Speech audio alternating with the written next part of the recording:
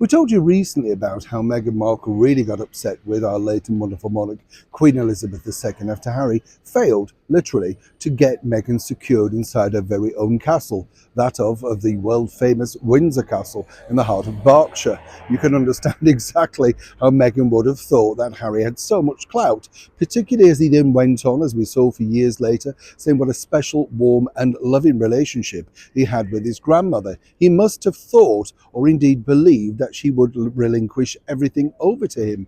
That was the story that was probably, I believe, fed back to Meghan Markle. And she could not understand how she couldn't possibly get the rule of Kensington Palace. Better still, why not be living at Windsor Castle? After all, an American actress in a castle plays out so well, particularly if you're planning a book. You get the picture. But moving forward, of course, now it emerges, and as many people understand, I get to meet, chat, and of course discuss many things with senior members of the British monarchy off camera, as it were. And it's amazing how you get two sides of the story, which make you realize exactly how this story really evolved and unfolded. As ever, let me explain.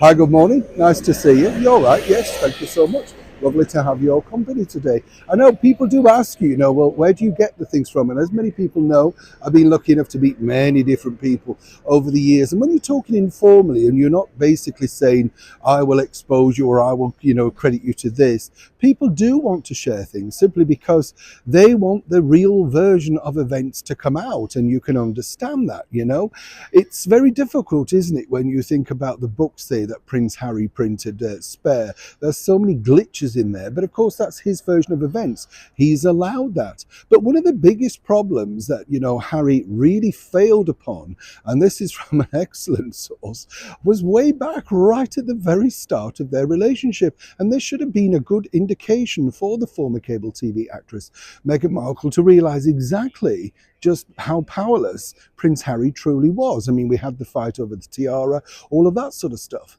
But Meghan truly wanted this. Now, as you know, when she got married, she felt it was a spectacle, but they'd had that secret wedding with Justin Welby, the Archbishop of Canterbury, which turned out to be an absolute fictitious pile of lies. But that didn't bother Meghan. She pushed ahead with that story regardless, bringing him in to the debacle as well. Incredible when you think.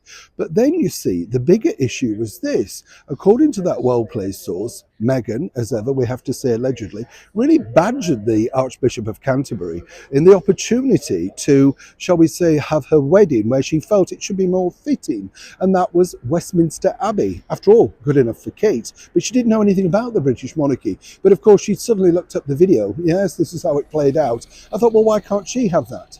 Now, as you can imagine, Prince Harry was very quickly dispatched over to discuss this eminent idea with all senior members, and then very tactfully, and as he would have known, pointed out that this wouldn't be possible in the protocol of the system, wasn't having it. But of course, at that point, that's when Meghan truly, according to this well-placed source, who we met recently, realised that actually, things weren't working out. And bottom line was, at that point, she realised that she was going to have to be the driver in this relationship. She wanted, obviously, to have the same, and why not, like any royal bride, the same thing as Princess Kate, Catherine, whatever. I know I get told off, but abbreviations, everything.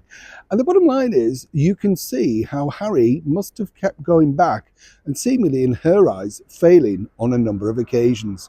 Either way, it's not played out well, and are still an ongoing battle today.